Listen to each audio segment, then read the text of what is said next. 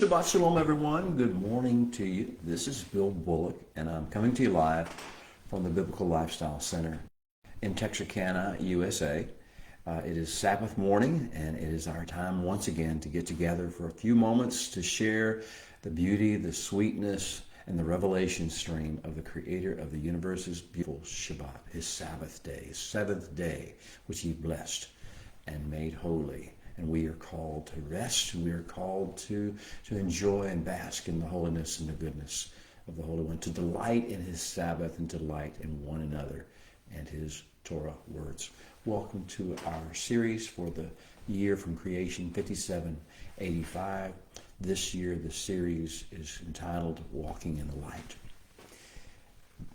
Discovering the secret wisdom encoded within Torah's timeless stories. We're viewing the Torah not as a set of laws or an archaic set of ethics teachings, or anything like that.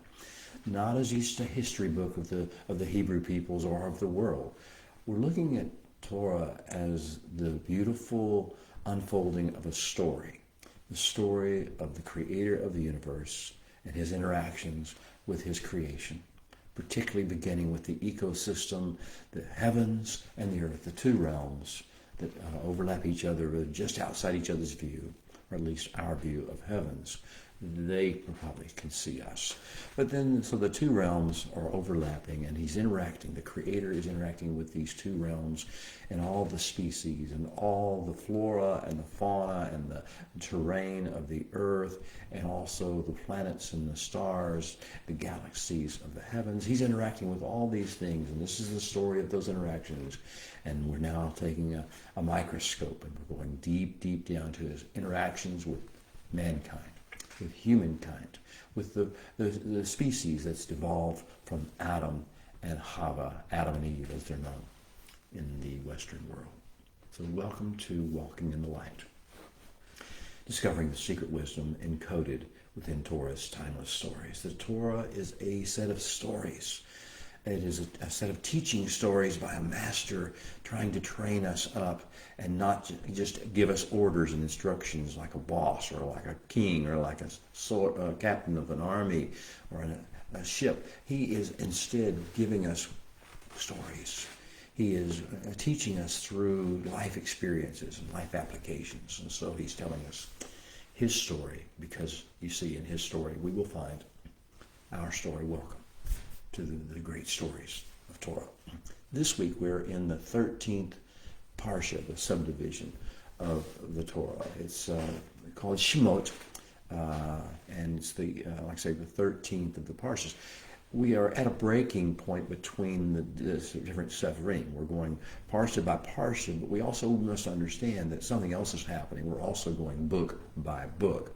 And we've just concluded. What a tale, what a journey we went on to get through the book of Genesis, as it's called in the Western world. But a sheet in the shaking, as it's called in the Hebrew language, in its original vocabulary. So we've just concluded the book of Genesis, and we're about to begin the second sefer of Torah, the second book or installment of Torah, the second phase of the great revelation stream, the second phase of the great stories, and the second level of storytelling that the Holy One is going to do to teach us how He interacts with His creation, how He interacts with us, and how, therefore, we are to interact with one another and with Him. So we're going into the second book called Exodus in the Western world. Again, it's also called Shemot. The Parsha and the Sefer are called the same thing. It begins with the first words, Ve'ele Shemot. These are the Shemot, and we'll talk about what that may mean. It's usually translated into English as names. These are the names. I'll maybe give you some indications as to why we might want to reconsider just throwing that word out there and saying that we think we know what we're talking about when we say these are the names, or the book of the names book. The book of the second book of Torah is called Names, or the 13th part of Torah is called Names. Before we do that, maybe we'll find some reasons we might reconsider what Shemot mean. So the location in the text that we'll be reading from or studying from or drawing our meditations and our revelation from is Exodus 1:1, the very beginning of that book, Shemot 1:1 through Shemot 6:1. So 5 chapters and 1 verse, basically, in this first installment of our studies, our journey through Sefer Shemot. We will be here as a number of weeks. It is a series that will take us on some amazing highs and some amazing lows. We're going to be told story after story after story, higher level stories than we received even in Genesis 1. Those are foundational stories. These are intricate, detailed stories that we're going to be reading. We're going to get a new hero, as it were, a human hero at least. In the book of Bereshit, we had many heroes, beginning with Adam and moving all the way through Enoch, and then into Noah, and into and on down in the road into Abraham, Yitzhak, and Yaakov, as they're called in the Western world, Abraham, Isaac, and Jacob, and then to the final one, messianic prototype, the one which is the picture of all the purpose of what we're culminating in. It's Joseph, King James Version, and the Western Bibles often call him Joseph. And so this was how the story ended in Exodus or Genesis chapter 50. So that's where we are now. Before we go on then, since we're at this breaking point between Sephrim or books of the Torah, let's consider just for a few moments, hopefully we won't take too long on this, and maybe you can discuss it in your own small groups or in your own family, or do it as part of your own study individually. It's what the book of Bereshit meant to us. We've now finished it. We concluded it last week. We said, Hazak, Benit Kazek, may be strengthened, may we be strengthened, and may we all be strengthened together. We said that last week, and now we realize we're going to say goodbye. In the rearview mirror, Genesis will disappear. So before it does, maybe we should spend just a few moments of our time together this Sabbath, actually considering what does Bereshit, what does Genesis mean to us? What was it all about? What were all those stories that he told us designed to accomplish in us? Well, the first thing I'd suggest to you to think about is that these stories that we read in Sefer Bereshit, in the book of Genesis, were designed to awaken in us the fear of and the love for the Creator of the universe. It's all about us knowing him and being known by him. Knowing him as he desires us to know him, and being known by him as we can handle being known by him, being understood and seen by him. Awakening in us the fear of the Holy One, because the fear of the Lord is the beginning of wisdom, this reverence, the sense of awe, the sense of astonishment and amazement at him, who he is. And then the affections that flow out of that amazement, that astonishment, that awe, that reverence, love, this passion, this desire to serve him, to honor him, desire to be with him, to be engaged in his enterprises and pursue his plans and pursue his ways, awakening in us the fear of and the love for the Holy One. I hope that happened in you in your studies in Bereshit this year.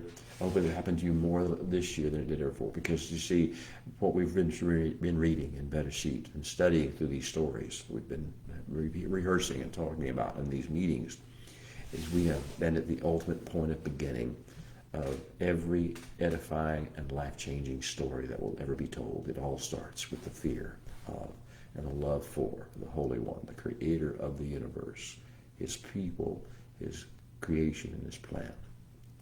So the Bereshit narrative, the stories that were told by the great storyteller in Bereshit, were designed to awaken us to a deep reverence and a delicious delight in the Holy One. If we get that, we are ready for the next phase. We are ready for the next challenge in life, always. If we start our quest, we start with this deep reverence for the Creator of the universe and fear of him and love for him and delicious delight in him and his words and his ways. And what are we delighting in? We're delighting in him as a persona, not just him as a concept like the Western world does, or the Greeks did, or the English speakers most often do, or the Christian religion, or the Islamic religion basically does. No, our Creator, the one we're trying to connect with and draw and fear of, is a real persona. He exists And he doesn't just exist, he involves himself in every facet of our life. He is more real to us than the friends or the enemies that we have on this earth. He is a real persona, and he is good. I hope that's one of the things in the book of Bereshit instilled in you is this creator God is good. He has a great plan. He is a master not just of storytelling, but of story ending. He knows how to finish everything. He does all things well, as Kohelet, Solomon, said in the book of Ecclesiastes. He instills eternity in the heart of man. He is good. He does that which will bring about good. And not only is he good, he is wise.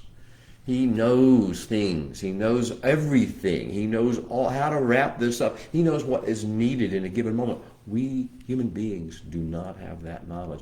We're of the lower realm, the Ha'aretz realm, the earthly realm. He's in that Hashemayim realm, the heavenly realm. He has oversight and overvision beyond our lifetime, beyond any series of lifetimes. He knows all from the beginning, everything from the beginning to the end, from the end to the beginning. So he is wise. He can be trusted because he is good and he is wise. And third thing about him that we should be of learning from Bereshit is he is an old artist. He is an ultimate artist. He is so creative. Creativity is who he is and what he does. He is always in the process of touching, massaging, forming, shaping, renewing, restoring, redesigning as necessary by virtue of what's been broken. He's always in the process of creating, building, forming, shaping, and restoring. The next thing we should have developed a great reverence for through the book of Genesis and its stories is the ecosystem that he has given us, mankind, to steward. We are stewards of a great ecosystem. If you don't doubt that, go look into and stare into and listen to a waterfall. We'll look up at the clouds on a sunny day or on a rainy day. Look at the waves coming into the shore and going back out again. Look at the mountains rising up from the plains in the distance. Look at something of this. Look at the stars in the night sky and trace the patterns of the handiwork of this creative being. Yes, we should see him as creator, and we should see his ecosystem as a beautiful thing that we are given the honor of stewarding. It's not a burden. It is the greatest honor in the world. And we should have, by virtue of knowing this ecosystem, we should understand the two-realm creation's plan. His heavenly realm oversees the earthly realm. Our design, our purpose is to connect the heavenly with the earthly, to build a portal between the heavenly and the earthly so it comes on earth as it is in heaven. That's the prayer of Yeshua, what he taught us to pray and what he prayed for himself. Not our will, but yours be done. The heavenly, the Hashemayim realm, influencing, invading, taking over the earthly realm and aligning the two together. So the Creator is a persona. His goodness and his wisdom and his artistry, his creativity, the ecosystem he's given to us to steward, its morals, its construction and design, and then the brilliance of the grand plan of the Creator. That's the third thing about the book of Bereshit. We should be realizing by now, he is not just winding this up and letting it roll. He has a grand plan for not just the conclusion of the story, how it's going to end, how we're going to return back to Eden, how mankind is going to be redeemed back to the point of Edenic communion with the Creator of the universe and responsiveness to his words and his directions. That's where he's going, but he has a plan for every step along the way, every generation and every life and every household along the way. Hallelujah. What a good God we serve. He has a grand plan that's going to redeem mankind. Species by species, yes, by family, household by household, nation by nation, individual by individual, as many as will come to the sound of his voice and respond to the plan that he is unfolding in the earth. He's going to have this great redemption, but he's also going to have a restoration of creation, the ecosystem, to its Edenic state. Okay, so the second thing that the Bereshit Initiative, I call it, accomplished in us is to reconnect us with the Avrahamic covenant's essential foundations. to know why there is an Abrahamic covenant. Do you know why there's an Abrahamic covenant? Did you learn that from the book of Genesis? Did you learn that the reason there's an Abrahamic covenant is because the Holy One is restoring the earth? And the whole idea of he has initiated an age of the raging nations, the era, the epoch, the age of the raging nations. And what he did in that was because the nations were overrun with Ra, evil, Shakat, corruption, and Hamas, violence. There are other things that we talked about last week. You can go back and listen to that teaching if you wish to get more detail about how those evolved. But Ra, Shakat, and Hamas were overrunning the world, and they were using the revelatory language of Hebrew, which is with a unifying force to do evil. And so the Holy One on the Tower of Babel pulled out the Hebrew language from the earth, confusing, confounding the language, letting people develop nations, raging nations, that they would rage against each other and counterbalance each other. There would be the great tower nation of the east, usually Babylon or Assyria, or or the Chaldees, or China, or Russia, or one of the nations of the East is going to have the power consolidation in it, and the wealth consolidation in it. And then there would also be a tower of the West, a wicked witch of the West, as it were, whether it be Egypt, as in the early days of mankind's story here, or whether then it been devolved into the Western culture, Europe, Western Europe, and then America, and the United States of America, and Canada, and the nations of South America. These are the different Western towers.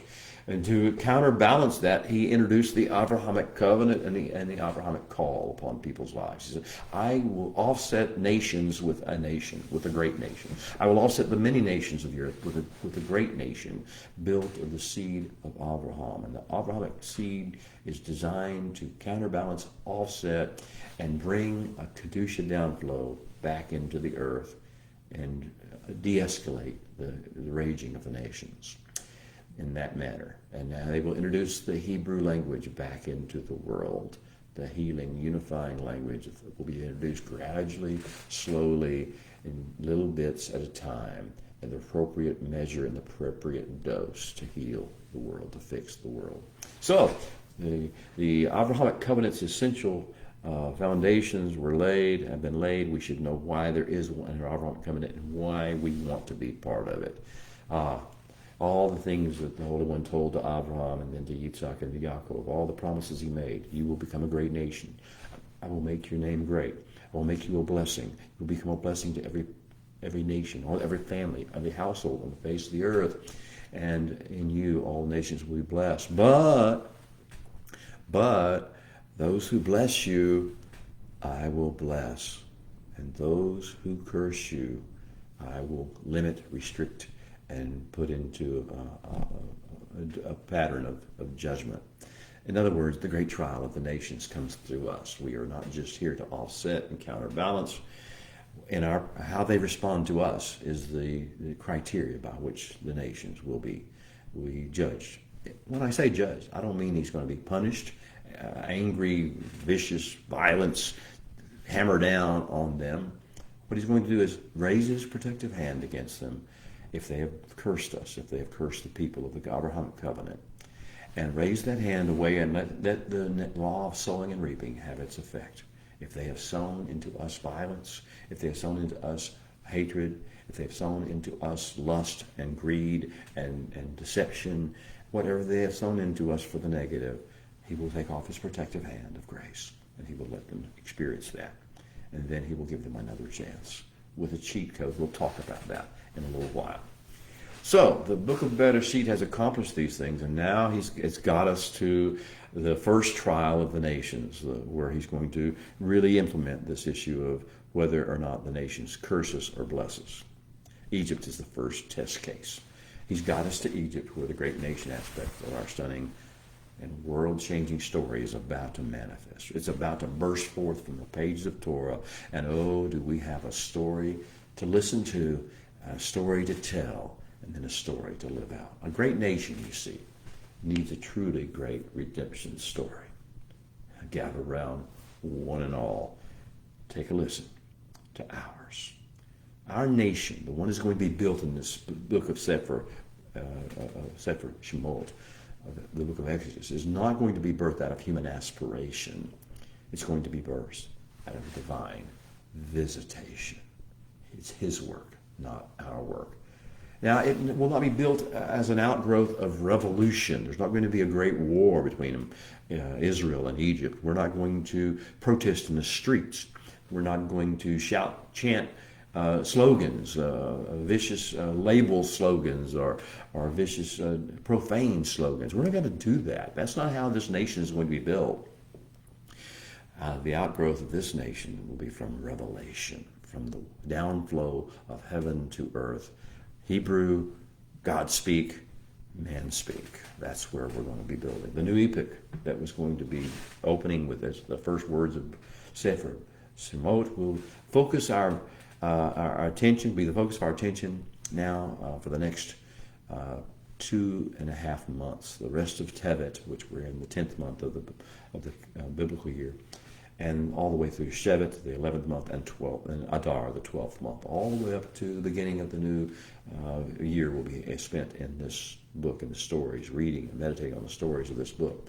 The final date of this year in the Western calendar, the Gregorian calendar, is March 29, 2025. So I think today is January the 18th.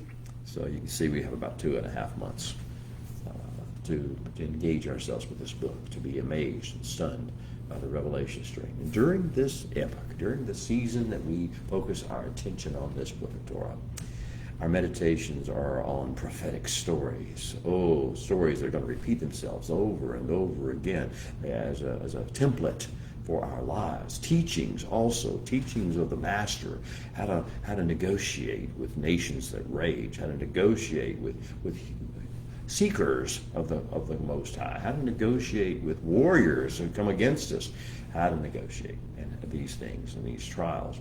And this is the second book of Torah, Shemot. Our primary spiritual assignment during this epoch, and as we read this book and its stories, are what? To learn to become the Holy One's great nation, and to accept that task and accept that calling as our highest delight, highest joy. There will be challenges. They will sometimes be really downright difficult. They will be life-threatening. Everything problematic will also be leading us into a redemptive mode. So for everything the world throws at us or our flesh cries out against us, the Holy One has an antidote and has a growth pattern to help us overcome it and be better for us. Now let's introduce Sefer Shemot. This is the Holy One's masterpiece prophetic play. And there will be 3 major acts in this play. Act 1 will be set in and around Mitzrayim, Egypt, the land of the pyramids and the Sphinx, the land of occult wisdom, the little Western power of humanity that influences all the raging nations around it. This is the Western mindset. We are trapped in the wicked witch of the West, this world. That's where Act 1 is going to begin, and that's the first, basically, 12 chapters.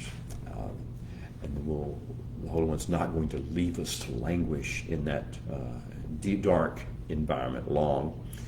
3 weeks into our study, 12 chapters into the book, we will find ourselves plunged into Act 2 of the 3 acts of the play. Act 2 will be set on the shifting sands of what I like to call the first desert, the first wilderness, the area between Egypt, where we left, and Sinai, where we're going to spend almost a year in the center point, the center theme of the revelation of the Torah. So Act 2 will be set in the shifting sands of the first desert between Egypt's eastern border and Sinai. And then will come Act 3. Act 3 of the book will be chapters 19 through 40, and it will all take place at the great mountain of fire, burning with fire, Mount Sinai itself. We'll also be at Mount Sinai for the book of Leviticus, the crest of the wave of Torah. The high point of Torah is the book of Vayikra. I know you might not understand that yet, but I assure you will before too long. That Leviticus is the high point of the Torah. It is the closest place between heaven and earth, when heaven and earth meet closely what it looks like when heaven aligns with earth. This will all take place at Sinai itself. So get ready, folks. We're about ready to embark on our journey into Sefer Shemot. Remember that Joseph, our Messiah prototype, made some promises. He made some prophetic announcements to us before he passed away and died. He said, God will surely visit you. Pakad is the Hebrew verb he used. God will surely pakad you. And that pakad, we take it mean to mean visit. It's an important verb in Hebrew. It means to come to you. And it means to call you forth and call you up and call you out. It means to muster you for a inspection, a review, like a military review, and to assign you into roles and assign you to jobs, and to assign you groups or squads that you're part of, and a place and a position and a post, and then your job, and give you a commission for your job. That's what pakad means. It's a big word in Hebrew. Don't read it and just say, well, he's going to come see us. He's going to do more than come see. He's going to change everything, because heaven's going to align with earth, mostly at Sinai. And when that takes place, boy, there is going to be a connection between the heavens and the earth. That changed everything about our approach to life. He said, God will surely visit you. And the Holy One's now going to speak above that, and he's going to tell us why he's going to visit us.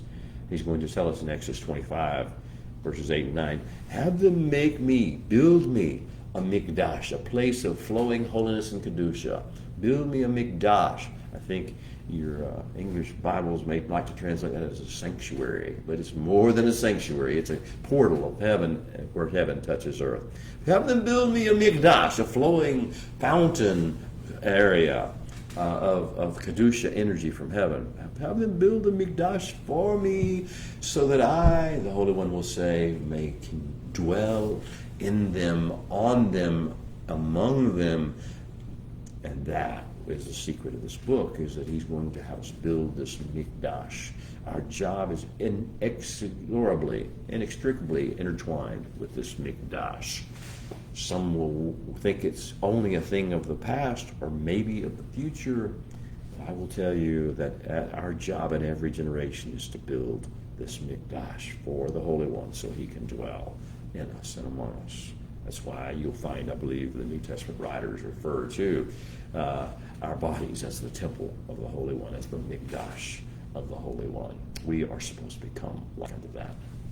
Well, the Sefer Shemot is going to take us on a long journey. We're going to start in the patriarchal encampments in Goshen, but it's not going to stay there. We're going to spread out. We're going to spread out into Egypt, and we're going to kind of infiltrate the country. We're going to be stationed, deployed in various different cities and areas, and we're going to then be mistrusted, distrusted, hated, and assigned hard labor. We're going to be moved out of Goshen and out of our homes into slave quarters, into hovels, into the places near the slime pits of the Nile River, where we can dig up straw and dig up slime and put them together and make bricks. And we're going to be assigned to the store cities, where we do the hard labor of the actual building of Pharaoh's store cities.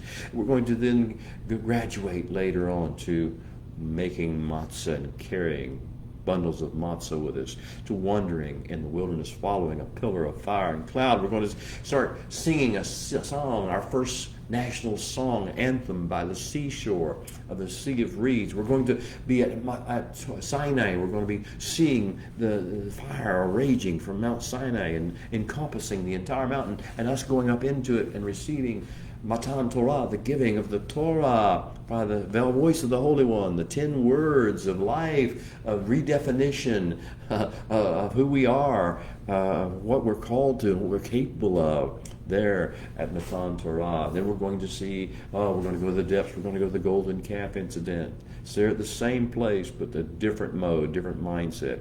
Then we're going to have the healing protocols after the Golden Calf incident. And then we're going to focus on what we're really called for in the first place, to build the mikdash, the tabernacle, the design, the construction, the inauguration, and ultimately the Holy One's coming to dwell among us, his ultimate visitation when he comes to stay dwelling among us. What will Sefer Shemot, the second book of Torah, mean to us? Ah, beloved, it will forge us into a great nation. Am Yisrael High, the nation of Israel will live. It will forge us into the great nation he's been promising since Genesis chapter 12. He promised it to every one of the patriarchs. And he reminded us before we went to Egypt, he reminded Yaakov before he went to Egypt, do not be afraid to go down to Egypt, because I will make of you a great nation there. This great nation is actually going to come forth to counterbalance the raging nations of the world and to become the canaries in a coal mine with regard to each one of those nations in which we will be deployed. In the process of this great nation building plan that the Holy One has, he is going to give us a set of collective neshama memories. Ingrained in our DNA will be these memories of the things that happened in the book of Exodus that we studied and we meditate on, and every year we will actually relive, and we'll make part of our neshama collective memory Pharaoh's slime pits and what it was like to slave away with no hope, just building bricks and making buildings for Pharaoh with no life of our own, no hope of the future. We're going to learn what it feels like to be oppressed and persecuted and hated and genocided. We're going to learn what that means, and therefore we will always have a sympathy and an empathy for those people who are going through that in the world. Second thing of the collective memory, collective neshama memory that we're going to receive is what it's like to be the object of maniacal hatred. To be the object of maniacal hatred. Demonic hatred. We will experience that, so we will know what it feels like. But yet, even though we are the object of maniacal and demonic hatred, we will simultaneously be the object of an unimaginable love and care and nurturing and potential birthing from the Holy One himself and from the courts of heaven. As we connect with heaven and stay connected with the portals of the downflow of Kedusha from heaven to earth, we begin to realize that no matter how much men may hate us, no matter how much rulers may hate us, it doesn't matter. That's not what controls. The whole issue is we are greatly loved by the greatest force of all, the most beautiful, most wise, most intelligent, the most creative force of all. He is with us, and he loves us. We'll learn also the collective neshama memory will be the burning bush. And then it will translate into bigger burning, the burning of the mountain itself, the mountain of Revelation at Sinai, the fire of the Holy One. We're going to learn what that fire does to us inside, how it makes us and releases the holiness that's the birthness. It awakens the neshama in us, the heat of the fire of the burning bush and the heat of the fire of the burning mountain. It's not just something of the past. It's something we have to experience in the present. And we're going to learn the collective neshama memory we'll have is of what it feels like to experience Yeshuat Adonai, the Yeshua of Adonai. English Bibles call it the salvation of the Lord. Oh, but it's a personal thing. It's a persona thing. It's the Messiah himself. And what it means when he comes and what he does to you, what he does in your life whenever you call out to him and call upon him. And he comes to you, the Yeshuat Adonai, collective memory, and the collective hope of always that there will be a Yeshuat Adonai for whatever situation we or mankind as a species can get in. And then we will have a collective memory of the sweet season of Sinaitic betrothal. Betrothal, marriage of the Holy One and his nation of Israel and mankind. It's a metaphor, but it's a very powerful metaphor. There is more going on here than just orders, commands, and obedience. No, this is not army stuff we're doing here. This is deeply relational. This is deeply fulfilling. This is how we complete ourselves, is to become a part of the Sinaitic betrothal. Oh, what a sweet season of being together at Sinai with the Holy One as he came, and we introduced him, and he introduced himself to us, and we introduced ourselves to him and surrendered our lives and our lot and our trust to him. And we're going to learn a collective neshama memory in the book of Exodus of the way into and the workstations of heaven's courts. We're going to become courtiers in the courts of the King, of the great King of heaven. We're going to become conversant with the ways of cherubim and seraphim and living creatures around the throne and the angels and the great cloud of witnesses. We're going to be conversant with a much greater, higher realm, the realm of Hashamayim, as opposed to just the realm of the earth. We'll be able to move seamlessly, hopefully, between those two realms. Sefer Shemot is going to introduce us to private and communal Kedusha protocols, protocols of holiness, protocols of connection with the divine that prove essential if we're going to host and steward the presence of the Almighty, if we're going to be His Mikdash, and if we're going to serve as human lightning rods, which we're called to do, for stunning episodes and foretastes of on earth as it is in heaven. Not our will, but yours, O Holy One, be done. So, in the events that are chronicled in and the revelation streams that are downloaded through this book of Torah, He's going to set us apart. He's going to Kedusha empower us, His people, become Yisrael, the nation, the great nation, the chosen people of the Most High God.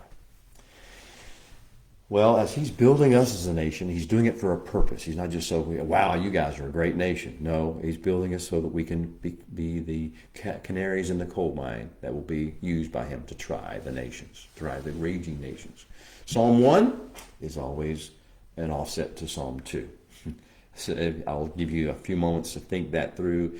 I'm not going to go into great detail, but if you don't understand the juxtaposition of Psalm 1 and Psalm 2, and the one who walks not in the counsel of the ungodly, stands not in the way of sinners, nor sits in the seat of the scornful, but his delight is in the Torah of the Holy One. And in His Torah he meditates day and night. And he'll be like a tree planted by the rivers of living water. His will bring forth fruit in its season. His leaf will not wither, and whatsoever he does shall prosper. But the wicked are not so. They are like the chaff which the wind drives away. This is the trial of the nations. Chapter 2, then. Psalm 2 tells you about the trial of the nations and what the trial of the nations is all about. Why do the nations rage? You see, why are they raging nations?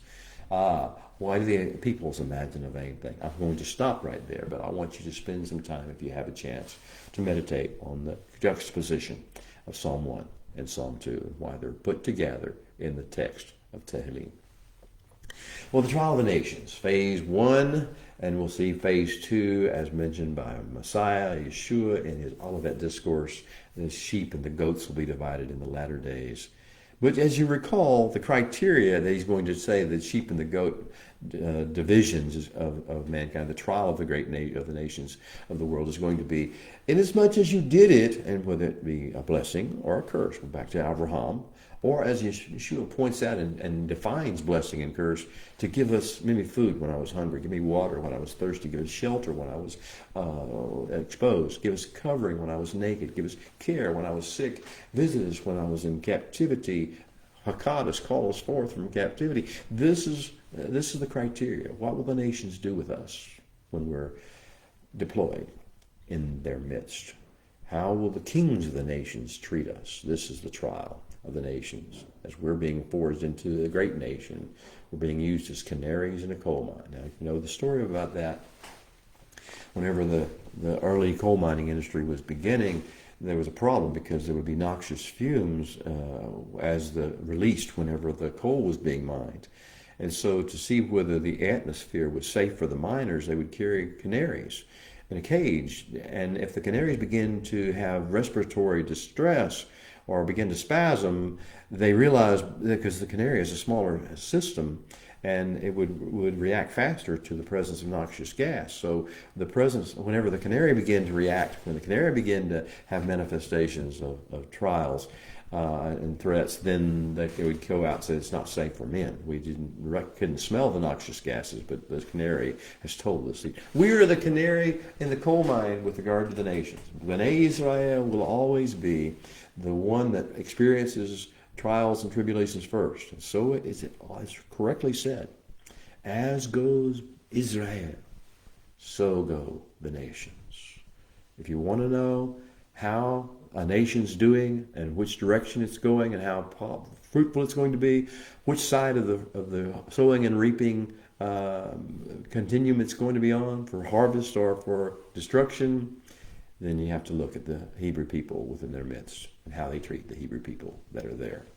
Inasmuch as you did it, whatever you did, blessing or curse, giving of water or denying of it, giving of food or denying it, giving of shelter or denying it, giving of covering, denying it, giving care, giving visitation or denying it, whichever you did, as you did it to one of these, my brethren, you did it to me. That it will be the criteria Yeshua says. That's really the criteria of phase 1 as well as phase 2 of the trial of the nations. So it is happening as we begin our studies in Sefer Shemot. It is happening, beloved. The sons and the daughters of the covenant are strategically deployed now. 12 families spread out in Egypt as sheep among wolves. That means the trial of the great raging nations is officially on. Hear ye, all rise. Court is now in session. Will all witnesses in this proceeding of the heavens versus Mitzrayim and the raging nations come forward and be sworn? And will the defendant please rise? Will the nations please rise?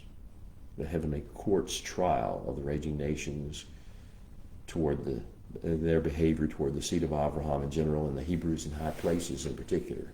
We'll talk about Hebrews in high places. Joseph was a Hebrew in a high place. Moshe will be the next Hebrew in a high place. How will you treat these Hebrews in high places in specifics, and how will you treat the seed of Abraham in your midst in general?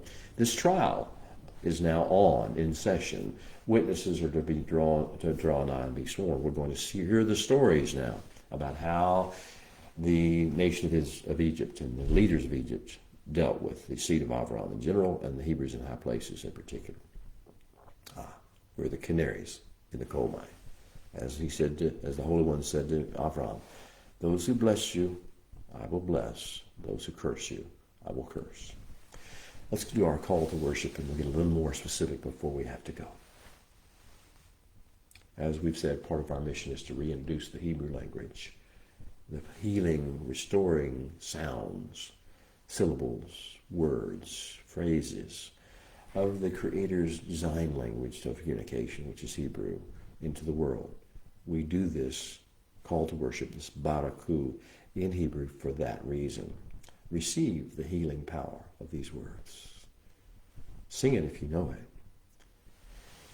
Baraku et Adonai Hamvorak. Baruch Adonai Hamvorak Leolam Vayed. Baruch Ata Adonai Eloheinu Melech Haolam Asher Bachar Banu Mikol Ha'amin V'natan Lanu Et Torato. Baruch Ata Adonai Noten HaTorah. Amen.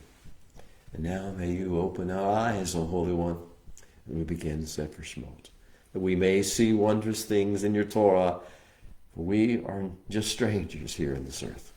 So do not hide your instructions, your commandments from us. Now it's time for you to gather round, children of the Most High. It's story time again. At the closing of Bereshit, we had the death and unburial of Yosef, our Messiah prototype. Don't forget, Yosef will rise again. His bones will rise again. Yosef took an oath from Bnei Israel at that time, and he said, God will surely visit you. Pakad, come to call forth, call you to muster together, to be under review, to be commissioned, to be assigned, to be deployed in work stations and posts, and do a mission. And when God visits you, you are surely to carry my bones up from here. Carry the bones. What are we carrying? This is the first issue we have to do with Sefer Shemot, is what are we carrying? What's on our shoulder? What burdens are we carrying? Are we going to carry the bricks of Pharaoh? Are we going to carry the straw that we're commanded to bring forth on the threat of death, necessary for us to survive? What are we carrying? Or are we carrying the bones of Yosef, the memory of Mashiach's promise? Are we carrying the Teva, the life force of Moshe, the ark? Are we carrying the life force of the deliverer that's coming, the one who will be the point person for heaven coming to earth, the portal, the lightning rod, as it were, where heaven touches earth and earth begins to respond to heaven's voice? Are we carrying the teva, the little ark, the little basket that Moshe was in? Are we carrying the bag of matzah? Is that what we're carrying? Just a few morsels of food to sustain us until the Holy One does something for us? Are we carrying our little package of matzah forth? Or what are we carrying? What do you got on your saddlebag? There's a famous advertisement for one of the Capital One or somebody, some banking institution, a credit card institution. Says, what's in your wallet? Well, in the Hebrew, it's a little different. It's what's in your saddlebag. What do you carry? What's the burden on your shoulders? Or are we carrying the Ark of the Covenant? Are we carrying the Torah's messianic pattern, the blueprint of Messiah's life and the lives of those who are in Messiah, how they live? Closing lines of Parsha Vayechi and Sefer Bereshit were Vayamot Yosef, and then Yosef died. Ben Me'ah Va'aser Shanim, at the age of 110 years, cycles,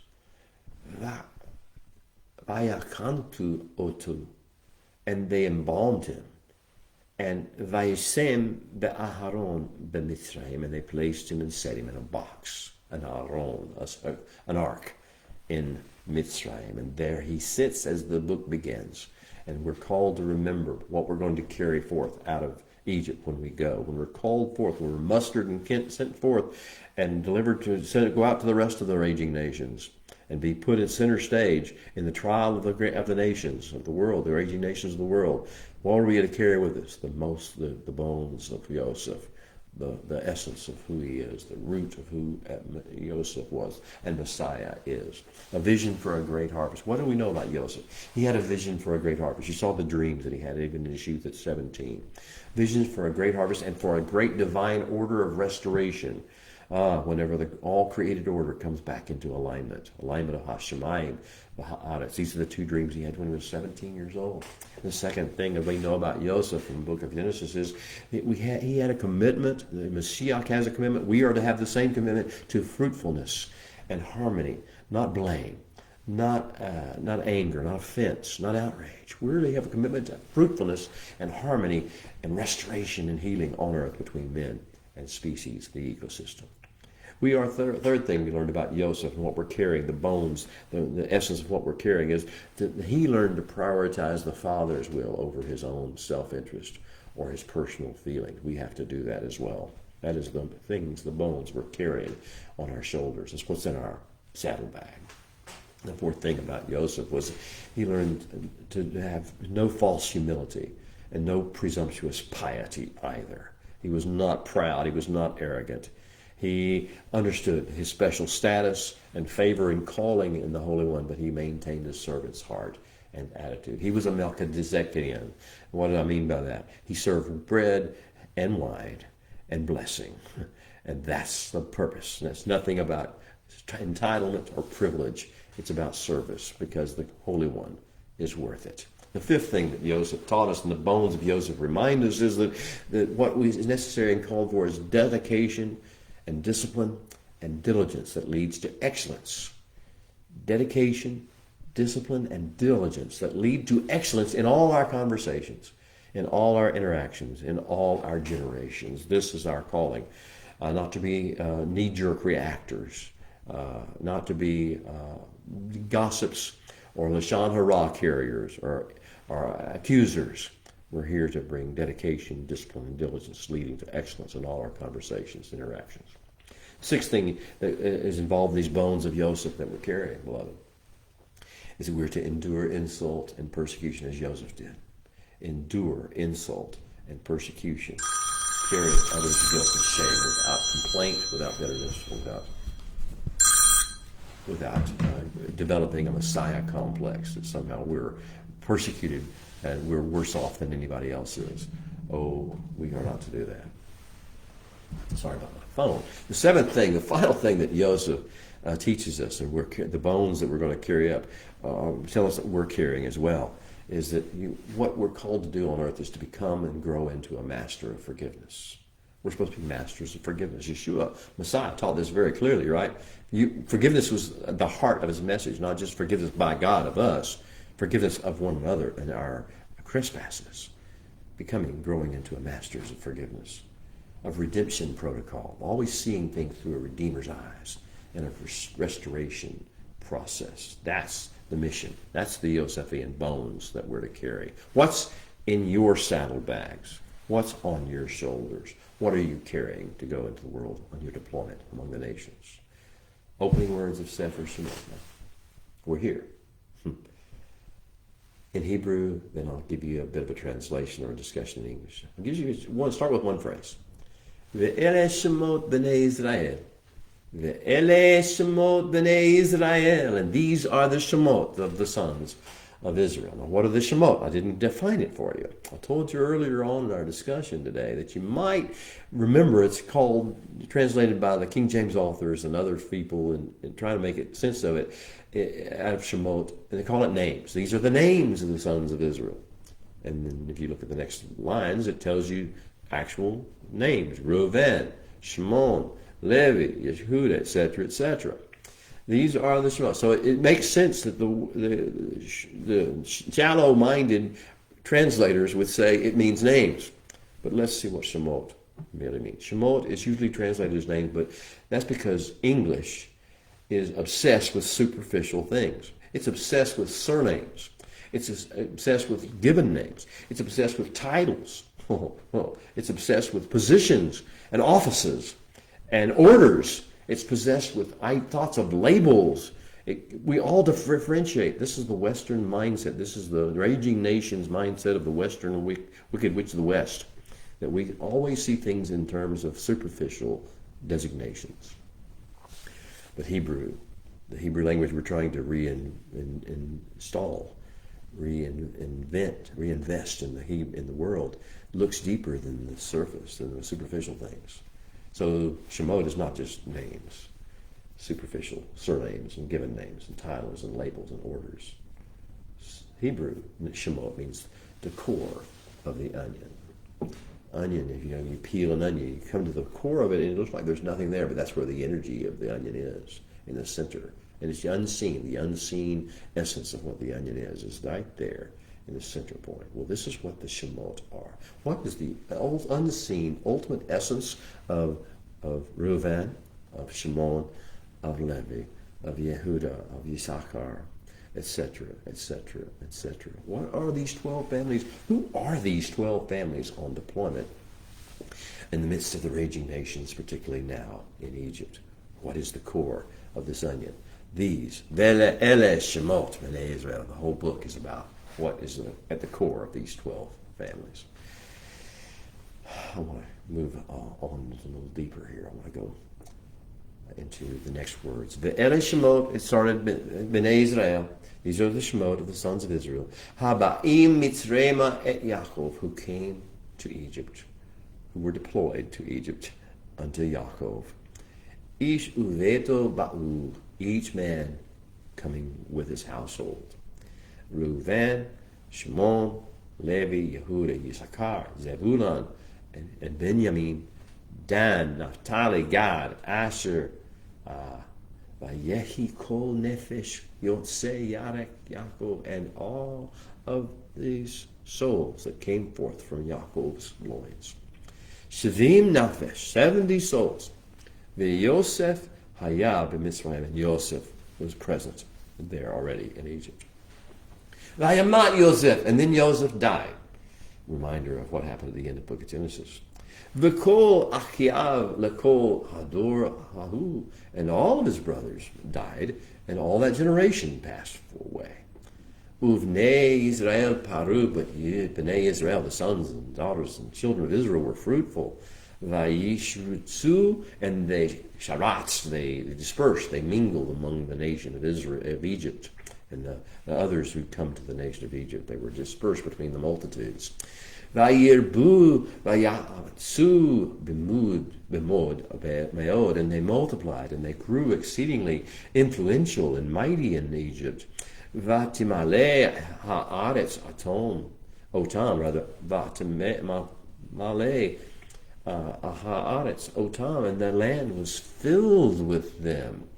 Vayachom melech chadash al Mitzrayim, and then arose a new king over Egypt. Asher lo yada et Yosef, who did not know Yosef. Yayomer al Amo, and he said to his people, Hinei b'nei Am Yisrael, behold, the sons of the nation of Israel, Rav v'atzum v'meinu, they are more, greater and stronger than we are. Hava nikkamatna ma'lo, come, let us deal wisely and shrewdly with them, pen yirba, lest they continue to multiply. V'haya ki tikreina milkama, and it come to pass when war comes around, v'nosaf gam hu al sinenu v'nilkama banu, and then they will join with our enemies and they will fight against us. Ve'ala min ha'aretz, and then they will go up, they will ascend from our land. That's the beginning of the story. We are now into the canaries in the coal mine stage. We're spread out throughout the land of Egypt. How will Egypt respond to us? And what will the Holy One do in the trial of the great nation of Egypt? What's going to happen? Then the next thing is going to happen is that the persecution is going to begin in earnest. Egypt's new king is going to be paranoid. He's going to say these people are dangerous. He's going to come up with a four-phase persecution plan, the final solution of the Pharaoh. He's going to say, first of all, let's make them do forced labor projects and overseers and hard tasks. Second phase is going to be weaponized work camps where we have to go and leave our families and our homes and just do his slavery bidding, carry his bricks and carry his straw and make those bricks and make those store cities. The third phase of the persecution plan, the final solution of Pharaoh, is mandatory population growth control. He's going to kill all the male babies on the birth stool, order the midwives to kill the babies if it's a boy on the birth stool, control population. And then fourth phase of the persecution will be programs of systematic infanticide. If a male baby is alive, he's going to throw it in the Nile, let it be eaten by the crocodiles or drowned. Then the Holy One's going to begin to show his response. A man of the house of Levi is going to go out and he's going to take a wife of the daughter of Levi. Response to persecution is to go find a wife and get married. It seems crazy. It's the whole plan of the Holy One. Do what you're called to do. Be who you're called to be. And go on with life and do the right thing. So he said he's going to do that, and the woman's going to conceive and bring forth a son. Actually going to bring up 2 sons and a daughter. We're going to have Aaron, as he's called in the Western world. Miriam, Miriam, I guess is what she's called in the English language. And Moshe, or Moses, as he may be called in the Western language. And these 3 are going to come forth. And this is the part of the building of the great nation plan, offset the Pharaoh and what he's doing. And then Moshe is going to become hated by Egypt. He's going to be rejected. This Hebrew in high places, unlike what happened with Joseph, when Joseph was received by Pharaoh and taken in and given control over the entire government and allowed to bring forth life for all nations and all peoples and harvest, be the Lord of the harvest. He's not going to do that. This Pharaoh is not going to do that with Moshe, his Hebrew in high places. He's a gift to him, but he's also the test. And when he condemns Moshe to death, he sends him out, and Moshe is going to be a fugitive. And we're going to see there are going to be consequences to that for Pharaoh. Everything's going to have point, counterpoint, tit for tat, this for that. So then we will find that the child will be sent out as he grows to a man. He's not going to be perfect. He's not like Joseph. Joseph, we almost find to be pretty close to sinless. I hate to go completely to that route because there are some issues. Some theologians have come up with says Joseph did this wrong or that wrong, but you don't find much. But you find plenty with Moshe. He's no superhero, He doesn't have any superpowers. He doesn't have any super righteousness. He's just a guy that the Holy One can use. We're all to be like Moshe, to be developed and trained and given what processed through the school of hard knocks and mistakes that we've made. Processed through that, we are all to become the deliverer like unto Moshe.